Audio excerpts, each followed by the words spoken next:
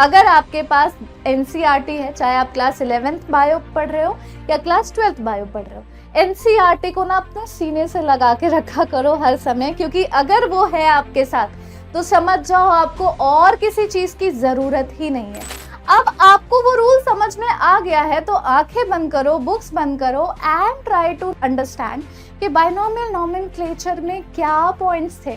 और बड़े बड़े चैप्टर सारे रह गए हैं और ऐसा लग रहा है कि बाप रे बायो तो बहुत टफ है मैम, बायो तो नहीं हो सकता। ओके, मेंस्ट्रुअल साइकिल बना दिया, दैट इज गुड। उसको साइकिल के फॉर्म में लिखो ना, पार्ट नंबर 1, स्टेप नंबर 1, पहले ये वाला फेज आता है menstrual phase. We have to live in a place जहाँ पर हम एक दूसरे की मदद कर रहे हैं। हेलो मेरे प्यारे प्यारे चुनमुनूस, welcome to science and fun education. मैं हूँ सोनम मोहिनी, आपकी बायोलॉजी एजुकेटर। तो बेसिकली इस वीडियो में मैं कोई घुमा फिरा कर बात नहीं करने वाली हूँ, सीधा पॉइंट पर आएंगे। सीधी सी बात है, आपके मिड टर्म एग्जाम्स आ रहे हैं और आप लोगों को प्रिपरेशन करनी है उसकी। जितने भी बच्चे 9th और 11th में हैं, आप लोग थोड़ा सा अपने आप को फ्री रख रहे होगे, ज़्यादा स्ट्रिक्ट स्केड्यूल नहीं फॉलो कर रहे होगे, ऐसा मैं मानकर चल रही हूँ। और ऐसा ही होता है, जब हमारे साथ ऐसा हुआ है तो आपके साथ भी हुआ होगा। और आपने पढ़ाई में बहुत ढिलाई करी है, जिसके वजह से अब आपको मिड टर्म एग्जाम को लेकर बहुत ज़्यादा अंदर में खौफ भरा हुआ है। और जितने भी बच्चे क्लास 10th एंड 12th के हैं, जिनका इस साल बोर्ड्स भी है, वो बच्चे पढ़ाई तो कर रहे थे बट उनको एक प्रॉपर स्ट्रैटेजी नहीं पता कि क्या ऐसे बच्चे करते हैं, टॉपर्स बच्चे करते हैं जो बाकी बच्चे नहीं करते, और वो चीज़ उनको स्टैंड आउट करती है। तो मैंने थोड़ा बहुत अपने एक्सपीरियंस को इस वीडियो में इनकॉर्पोरेट किया है और कुछ हेल्प ली है बाकी टीचरों से भी, ताकि उनके ओपिनियंस मुझे पता चले, बच्चों की भी ओपिनियंस मैंने कंसिडर की है, और वो सब कुछ मिलाकर मैंने ये पीपीटी बनाई है, जिसमें मैं ऐसी ऐसी चीज़ें बात करूंगी जो बहुत बेसिक है, बहुत हाई फाई शोशा वाली चीज़ नहीं है, सिंपल चीज़ें जो आप कर सकते हो, अपने डेली रूटीन में फॉलो कर सकते हो, जिससे आपको बायोलॉजी के साथ साथ बाकी सब्जेक्ट्स में भी काफी हेल्प होगा मिड टर्म एग्जाम के प्रिपरेशन को लेकर। So welcome everyone, let's start, let's get to the video. तो हाफ ईयरली की स्ट्रैटेजी क्या होनी चाहिए, क्या लगता है आपको? आधा साल बीत चुका है, जितने भी 11th 12th के बच्चे हैं सारे, उनके बायो की अगर मैं बात करूं तो लगभग 9, 10, 11 चैप्टर्स तो आ रहे हैं, 9 से 11 चैप्टर्स तो आ ही रहे हैं मिड टर्म एग्जाम में, and that is fair and feasible to do. अब ये 9-10 चैप्टर्स को कैसे कवर करना है इतने कम टाइम में, उसके साथ साथ बाकी सब्जेक्ट्स को भी कैसे केटर करोगे ताकि आपकी बायोलॉजी भी अच्छी जाए और बाकी सब्जेक्ट के एग्जाम्स भी अच्छे जाए। तो शुरू में हम कुछ कॉमन चीजों के बारे में बात करेंगे जो आपको करना ही करना है, और उसके बाद हम बात करेंगे आपके क्या क्या मिस्टेक्स हो सकती हैं जो आपको कभी भी रिपीट नहीं करनी है। सबसे पहले आप ना क्या करो, कुछ भी नहीं, अगर आप 0 से शुरू करने वाले हो, अगर आपने अभी तक कुछ भी नहीं पढ़ा, अगर आपने अभी तक कोई भी तैयारी नहीं करी है, तो सिंपल एक एक पॉइंट को ना टिक करते जाना। जो चीजें मैं यहाँ पर रिप्रेजेंट कर रही हूँ, टिक करते जाना कि ये हो चुका है मैम, टिक कर दिया, ये हो चुका है, टिक कर दिया, अब ये बचा हुआ है, इस पे वर्क करना है। एंड कमेंट बॉक्स में मुझे कमेंट करके जरूर बताना कि इन सब चीजों में से आप कौन कौन सी चीजें पहले से फॉलो करते आए हो और कौन सी चीजें अब आगे चलकर आप फॉलो करोगे। एंड आई बेट यू आपको डिफरेंस दिखेगा और आपको इसी मिड टर्म एग्जाम के रिजल्ट्स में वो डिफरेंस दिखेगा। सबसे पहले ना, ऑर्गेनाइज योर स्टडी मटेरियल। जब हम बहुत ही अपना मेस्ड अप टेबल देखते हैं ना, तो एट द फर्स्ट प्लेस ही हमारा माइंड डाइवर्ट हो चुका होता है और हम प्रोक्रास्टिनेशन की तरफ चले जाते हैं कि कर लेंगे, इसको पहले ठीक करना होगा तभी तो पढ़ने बैठेंगे, तो कर लेंगे कर लेंगे कर लेंगे, और वो दिन कभी नहीं आता जब आप एक्चुअली करने बैठते हो।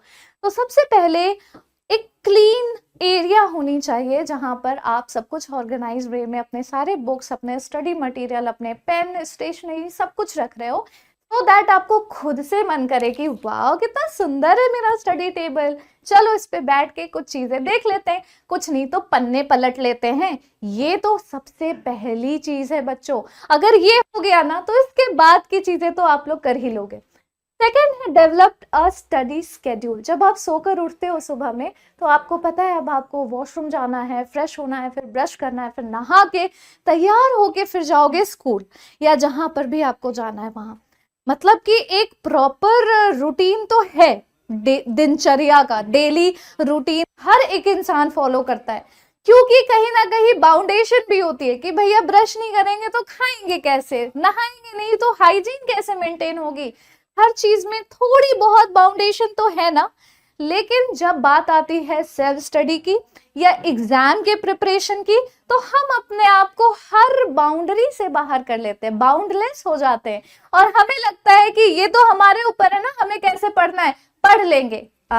You have to be disciplined enough कि आप अपना खुद का स्टडी स्केड्यूल क्रिएट करो। एंड स्टडी स्केड्यूल का मतलब ये नहीं है जो हम लोग बचपन में करते थे कि सुबह 6 से 7 बजे तक हमको फ्रेश होना है, फिर 7 बजे से 8 बजे के बीच में ब्रेकफास्ट करेंगे, 8 बजे से 9 बजे के बीच में हमें ये पढ़ना है, वो पढ़ना है ना। इतना समझ लो कि अगर आपको सुबह में टाइम नहीं मिला तो आप वो स्केड्यूल को रात में फॉलो कर रहे हो। मतलब at the end of the day आपका डेली टारगेट अचीव होना चाहिए, यही बस इतना ही पॉइंट है। और ये फीजिबल है। 24 घंटे में अगर आप अपने आप को बायोलॉजी पढ़ने के लिए 3 घंटे दे रहे हो या 2 घंटे दे रहे हो, आपको वो 2 घंटे उन 24 घंटे में किसी भी टाइम स्लॉट में फिक्स कर देना है। फिक्स का मतलब ये नहीं है कि डेली उसी टाइम पर करो ना।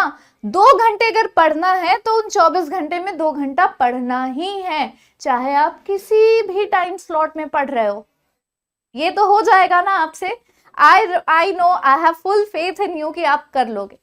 फिर आता है सेट रियलिस्टिक गोल। जैसा अभी हम लोगों ने बात किया स्टडी स्केड्यूल के बारे में कि हम ना कुछ भी जब स्केड्यूल की बात आती है तो हम हाइपर एक्टिव होके, हाइपर इमोशनल होके, हाइपर ऑप्टिमिस्टिक होकर स्केड्यूल क्रिएट करते हैं। ऐसा लगता है कि हम अगले ही दिन से भगवान बन जाएंगे और सब कुछ कर लेंगे।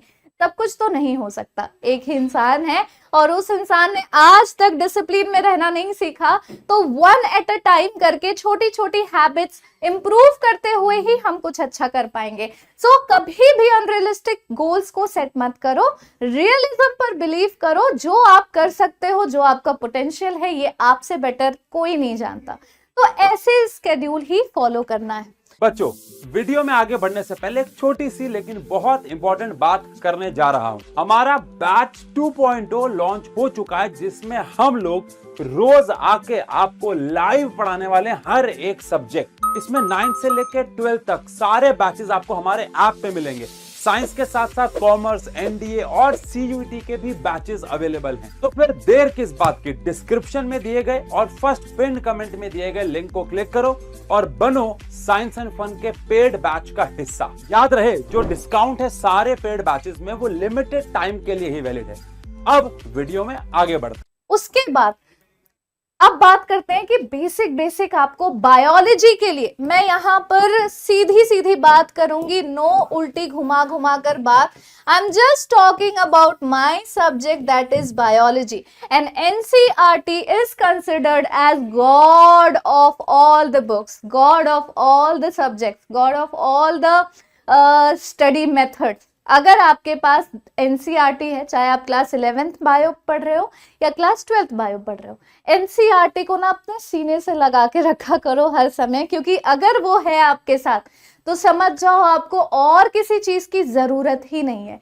And I am speaking this because of past years experience. बहुत सालों का एक्सपीरियंस है, मेरा खुद का एक्सपीरियंस है, क्योंकि मैं भी कभी 11th-12th में थी और मैंने भी अपनी एनसीईआरटी को अपने आत्मा में बसा लिया था। इनफैक्ट दिमाग में हर एक पेज नंबर रटा हुआ था, जिस पेज नंबर पर जो सा भी टॉपिक है। ठीक है, तो मिड टर्म एग्जाम्स में ना ज्यादातर आप लोग क्या करते हो, अलग अलग सोर्सेस से पढ़ने की कोशिश करते हो। वो आपको नहीं करनी है। आपको सीधा सीधा एनसीईआरटी की लाइंस ही रेफर करनी है, क्योंकि इसी जगह से आपके सारे क्वेश्चंस बन रहे हैं, आप मानो या ना मानो। अगर आपने मेरे वन शॉट्स देखे हैं बायोलॉजी के 11th और 12th के, जितने भी लेक्चर्स हैं वो सब आपको सारे के सारे थ्योरीज आपको दिखेगा कि वो एनसीईआरटी से ही लिया गया है। बस उसे मैं थोड़ा सा सिंप्लीफाई कर देती हूँ आपके लिए, इसीलिए आपको वो इजी लगने लगता है।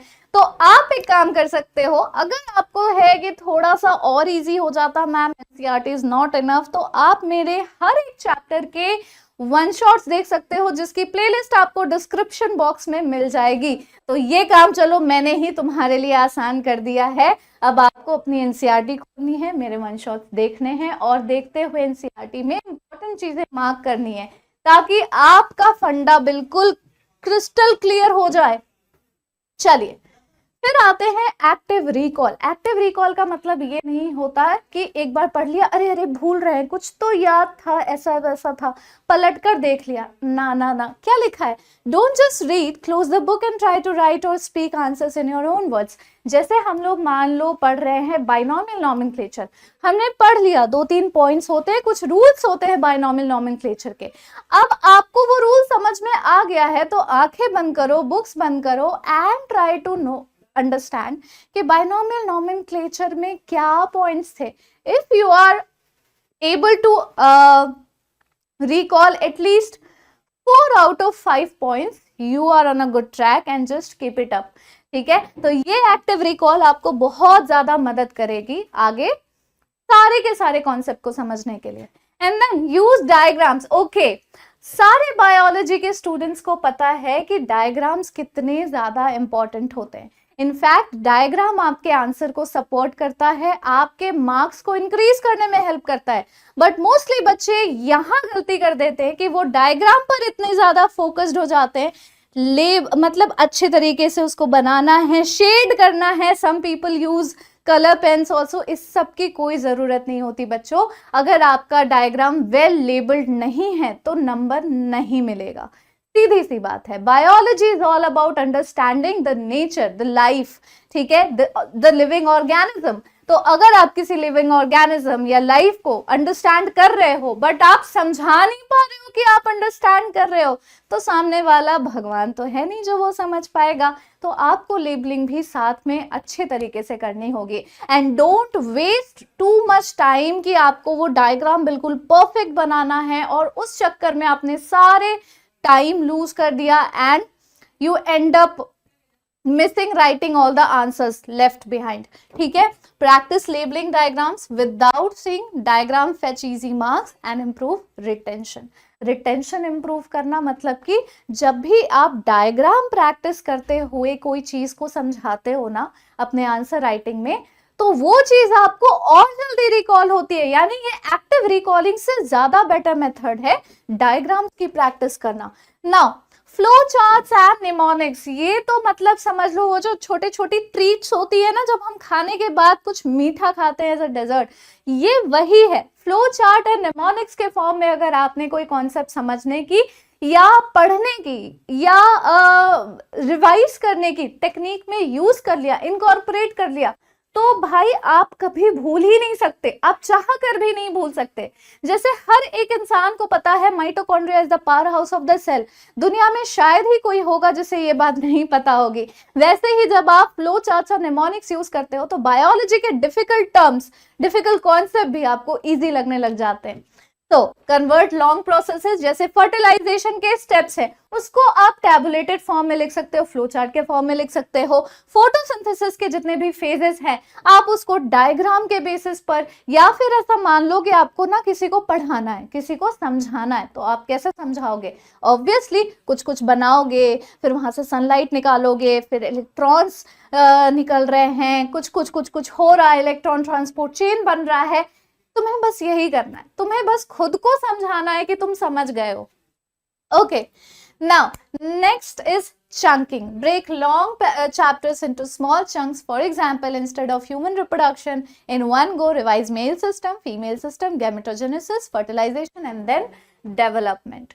तो जब भी मैं ना मेरे जितने भी स्टूडेंट्स हैं वो ज़्यादातर यही कहते हैं कि मैम आप हर चीज़ को खाने पीने से कैसे जोड़ देती हो। तो यहाँ पर अगेन मेरे पास एक खाने पीने से रिलेटेड ही एक एग्जाम्पल है। जैसे हम जब खाना बनाने जाते हैं और हमें बहुत सारी डिशेस बनानी है, तो first of all what we do, हम एक चॉपिंग वाला पार्ट जो है वो साइड कर लेते हैं करके, उसके बाद जो भी बॉइलिंग वाला काम है, सब्जियां उबालने हैं, चावल उबालने हैं, जो भी करना है वो हम अलग से कर रहे होते हैं।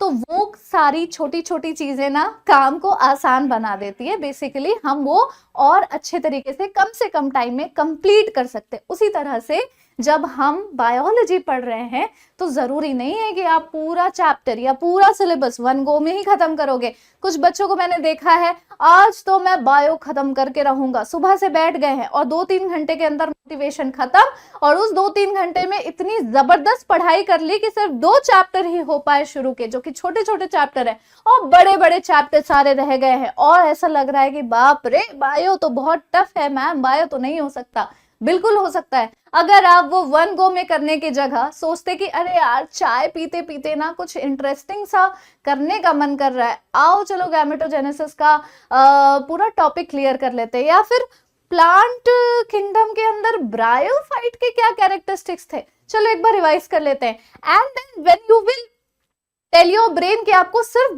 ब्रायोफाइट ही पढ़ना है, तो भाई ब्रेन कहेगा कि फटाफट से पढ़ता है ना भाई, जल्दी जल्दी पढ़ते हैं, 15 मिनट में खत्म करते हैं। चैलेंज योरसेल्फ कि छोटे छोटे टॉपिक्स को 15-20 मिनट में खत्म करोगे, एंड देखते ही देखते कब आपका पूरा सिलेबस हो गया आपको खुद भी नहीं पता चलेगा।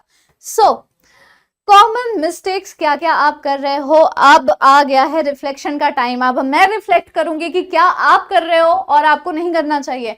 सो रॉट लर्निंग विदाउट अंडरस्टैंडिंग, ये आपको लगभग सारे ही टीचर ने बोला होगा कि रट्टा मारने से कुछ भी नहीं होता। रट्टा मार is just a good song in a movie, वो रियलिटी में अगर हो जाए तो वो बैड रिजल्ट दे सकता है। तो रट्टा मारने वाला काम बायोलॉजी में मत करना। बायोलॉजी साइंस है, तो साइंस का मतलब होता है समझना, अंडरस्टैंड इट।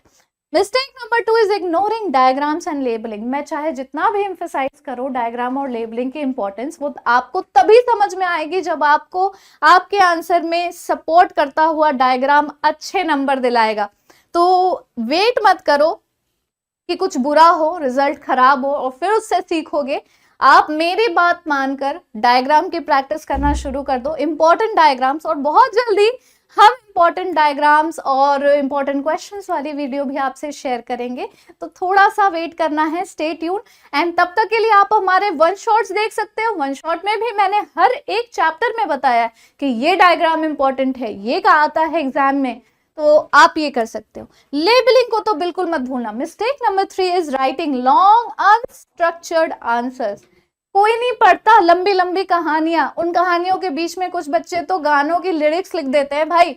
तो ये सब तो कोई टीचर एंटरटेन करने वाला है नहीं, ठीक है। क्या कर सकते हो, पॉइंट वाइज आंसर लिखो। जितना छोटा पॉइंट होगा उतना ज्यादा इफेक्ट वो डालेगा टीचर के दिमाग में कि बच्चे को सब समझ में आ गया है। अगेन मैं कहूंगी फ्लो चार्ट्स इंक्लूड करो, कोई डायग्राम है तो वो इंक्लूड करो, या निमोनिक्स नहीं, निमोनिक्स की कोई ज़रूरत नहीं है, वो तो आपको याद करने के लिए एक तरीका होता है, ठीक है। उसके बाद अगर कोई साइकिल वाला स्टेप है, जैसे कि मान लेते हैं अगेन गैमेटोजेनेसिस का प्रोसेस, कैसे गैमेट का फॉर्मेशन हो रहा है, तो शुरुआत से लेकर लास्ट तक में वो पूरा साइकिल बना दिया, that is good. Okay, menstrual cycle बना दिया, दैट इज गुड। उसको साइकिल के फॉर्म में लिखो ना, पार्ट नंबर 1, स्टेप नंबर 1, पहले ये वाला फेज आता है मेंस्ट्रुअल फेज, नंबर 2, फिर उसके बाद फॉलिकुलर फेज आता है, ऐसे करके लिखो।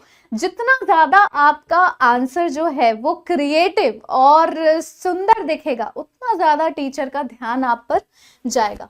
Now mistake number 4 is not practicing previous year और सैंपल क्वेश्चंस। भैया अपने सीनियर के पास जाओ, उनके सामने एकदम पकड़ दो उनके हाथ और कहो कि भाई दी जो भी हो तुम मुझे प्रीवियस ईयर पेपर दिलवा दो, या फिर वो तुम्हें नेट पे भी मिल जाएगा। इंटरनेट का सही इस्तेमाल करना सीखिए एंड आपको सारे पेपर्स मिल जाएंगे, उसे प्रैक्टिस कीजिए। क्योंकि स्मार्ट बच्चों में और रेगुलर बच्चों में डिफरेंस यही होता है कि स्मार्ट बच्चे स्मार्ट स्टडी करते हैं और रेगुलर बच्चे बस भोंदू की तरह लेबर वर्क करते। तो लेबर नहीं बनना है, आपको बनना है, आपको एआई को टक्कर देना है ना, तो आप स्मार्ट स्टडी की तरफ जाओ। एंड यही कहूंगी कि जितना ज़्यादा प्रैक्टिस करोगे क्वेश्चंस को उतना ज़्यादा फायदा होगा आपको। क्वेश्चंस भी मैं बहुत जल्दी आप लोगों को करवाऊंगी, एटलीस्ट मैं इंपॉर्टेंट क्वेश्चंस तो बता ही सकती हूँ। एंड अगेन वन शॉट्स अगर आप मुझे मेरे देखोगे तो आपको हर एक टॉपिक के ऊपर कहाँ कहाँ से इंपॉर्टेंट क्वेश्चन आ सकता है आपके एग्जाम में, वो सब बता रखा है। तो थोड़ा सा कुछ दिन तो बिताइए मेरे वन शॉट्स देखते हुए, चलो, mistake number 5 is neglecting definition and terminology. तो biology is all about confusing terms and concepts, जिसकी क्लैरिटी होना इज वेरी इंपॉर्टेंट। ठीक है, अब आपको ना डिफरेंस पता होना चाहिए स्पोर, स्पोरोजेनेसिस, स्पोरेंजिया, कोनिडिया, इन सब के बीच में बहुत डिफरेंस है इन सब में, लेकिन सुनने में सब एक जैसा लग रहा होगा, है ना। तो टर्म्स को क्लियर करना इज वेरी इंपॉर्टेंट, और ये सिर्फ आप खुद के लिए ही खुद ही कर सकते हो, कोई नहीं करेगा। कोई आपको ऐसा शरबत की तरह घोलकर पिला नहीं देगा कि हाँ भाई सब घुस गया दिमाग में। हाँ, आपको कॉन्सेप्ट की क्लैरिटी और ज्यादा चाहिए एनसीईआरटी के अपार्ट, तो अगेन वन शॉट देख सकते हो। 11th में हो तो सबसे ज्यादा कंफ्यूजिंग टर्म्स होते हैं प्लांट किंगडम और एनिमल किंगडम में। ये दोनों वन शॉट तो कभी भी मिस मत करना। Biological classification is the third one, जो सबसे ज्यादा इंपॉर्टेंट है। सेल वाला जो यूनिट है वो आप पहले भी पढ़ चुके होंगे, तो वो थोड़ा रिलेटेबल लगेगा, ज्यादा कंफ्यूज नहीं होगे उसमें। बट ये जो चैप्टर्स मैंने बताए, these are very important, crucial. Okay, so then mastering time management, ये सारी चीजें सीखो, डिस्ट्रैक्शन से बचो एंड अपना टाइम ज्यादा से ज्यादा यूटिलाइज कीजिए। छोटे छोटे ब्रेक्स में काम कीजिए, और ब्रेक के टाइम पे हंसी मजाक, कोई कॉमेडी देखना हुआ, कुछ खेलना हुआ, अपनी हॉबी परस्यू करना हुआ, ये कर सकते हो ताकि आप रिचार्ज हो जाओ। Then the power of a good night sleep. बेटा स्क्रोल करने से तो नहीं होगा, आपको रात में अच्छे से सोना है ताकि आप सुबह फ्रेश उठो, और एक मोटिवेशन के साथ एक एनकरेजमेंट अंदर से आनी चाहिए कि आज ना मुझे ये टॉपिक तो खत्म कर देना है। तो गुड नाइट स्लीप की जो इम्पोर्टेंस है ना, वो आपको अभी नहीं कुछ सालों बाद पता चलेगी, जब आप बहुत सारा काम कर रहे होगे और आपको आपकी नींद पूरी नहीं हो रही होगी। तो अभी जितना सोने का मौका मिल रहा है, सो जाओ and recharge yourself. Seek help when needed. तो हम लोग यहाँ पर क्यों हैं? ताकि आपकी मदद कर सके। आपको जहां पर भी जो भी प्रॉब्लम आती है, आप कमेंट बॉक्स में कमेंट करके बताना, जितने भी 11th और 12th वाले बच्चे हैं, कि कौन से चैप्टर में सबसे ज्यादा दिक्कत आ रही है। मैं उस चैप्टर के नोट्स प्रोवाइड करने की कोशिश करूंगी, या फिर वन शॉट को अगली बार और इजी बनाने की कोशिश करूंगी, या फिर वहां से ज्यादा इंपॉर्टेंट क्वेश्चंस आपको बताऊंगी अपने अगले वीडियो में। So don't hesitate to seek help from teachers, tutors और classmates. We have to live in a place जहां पर हम एक दूसरे की मदद कर रहे हैं। Now the conclusion is, final part होता है रिप्रेजेंटेशन, कि किस तरह से आप अपना आंसर प्रेजेंट करते हो, किस तरह से आप वाइवा में अपना आंसर बोल रहे हो ओरली, एंड जो भी रिटन वर्क होती है। तो बिल्कुल घबराने की जरूरत नहीं है, you don't have to worry about anything. जब तक साइंस एंड फन के टीचर्स आपके साथ है, आपको कुछ सोचने की जरूरत नहीं है। ये जो छोटी छोटी चीजें बताई, आपको ना बहुत ज्यादा ओवरवेलमिंग फील नहीं हो रहा होगा। आपको लग रहा होगा ये सब तो कर सकते हैं, या फिर कुछ बच्चे तो ये सब ऑलरेडी फॉलो कर रहे होंगे। तो कमेंट बॉक्स में कमेंट करके बताओ कि मैम मैं ये फॉलो कर रहा था या कर रही थी, या मैम मैं ये आगे से फॉलो करूंगा या करूंगी। And I will react to your comment. See you in the next, take care and bye bye, and yes, all the best for the preparation.